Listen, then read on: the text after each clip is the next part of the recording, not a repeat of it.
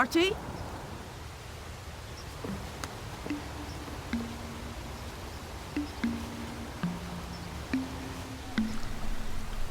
I came here about 3 years ago. Yeah, it was lovely. It was a real surprise to find this, the reservoir on my doorstep. It's a beautiful place and it's wonderful for walks. Moriarty loves it. And sometimes I can even meditate down here or do my Tai Chi. I surprised the fishermen.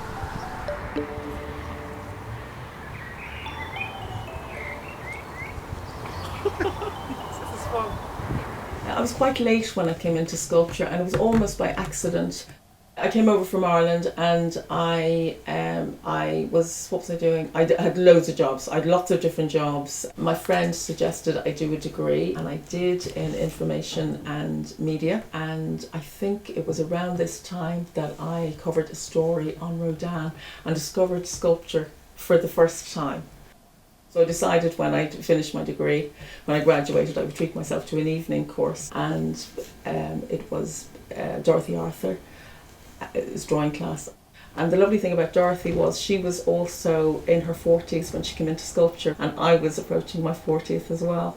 So she was very encouraging, and I've been sculpting ever since. I love her and I miss her every day, but I do feel she's in my studio with me. Fabulous lady, fabulous. I'm very interested in figurative sculpture, and I think I'm particularly interested in the human body and the Olympic, the athlete, the dancer and the gymnast really appeals to me because it's full of vitality and life. I love the idea of a ballet dancer on her toes, a gymnast on his one hand, you know, holding the weight of his body. And if it can be done in real life, why can't it be done in bronze? It's such a heavy medium that it's lovely to be able to lift it into the air. The sculpture of the diver I started in 2010. I suspended the armature from the ceiling in my studio and worked from there. So he was always in the air. He was always leaping through the air from his inception. The title came about, I think it came from inside me, and it had something to do with where I was at in my life at the time. The title is "To truly soar, one must first unfurl," and I feel I was at a stage where I was taking a leap into the world of sculpture.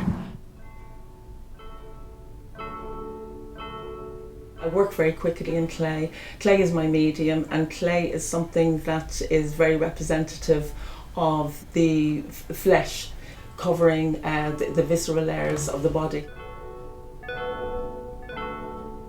I started recently doing Tai Chi, and I'm trying to incorporate that in my sculpture. One of the last pieces I did was called Cherish, and it's cherish those who hold you up. It's a female form and there's a male form on top, and it looks like the female form is holding the male figure up when in actual fact the male figure is also holding the female. So there's very much a yin-yang going on.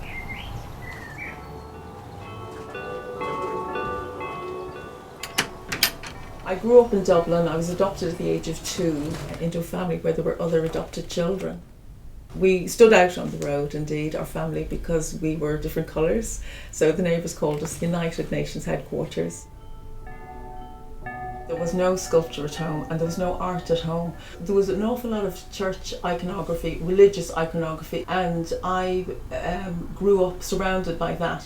I would say my early formative inspiration would have come from the church, actually.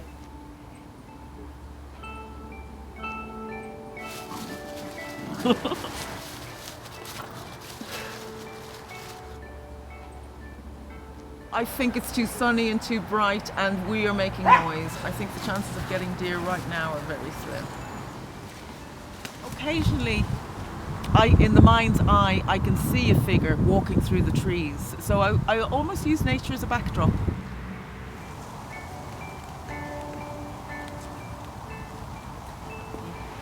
It was always very silent, but I felt it was speaking to me, and I felt there's something very spiritual about it. They say the eyes are the windows of the soul, and I felt very much that it was gazing upon me and with me. So I looked up a Swahili book of proverbs I had, and one that did sing to me very much was "Much silence has a mighty noise," and that's the title of that piece. My instructor, Dorothy, she said it was very important that you learn, if I was interested in figurative sculpture, it was very important to learn how to do it right before I did it wrong. This was helpful because she was insistent that I study anatomy, and someday I might go abstract, but for the moment I'm very happy with the dynamic of the figurative, the very figurative.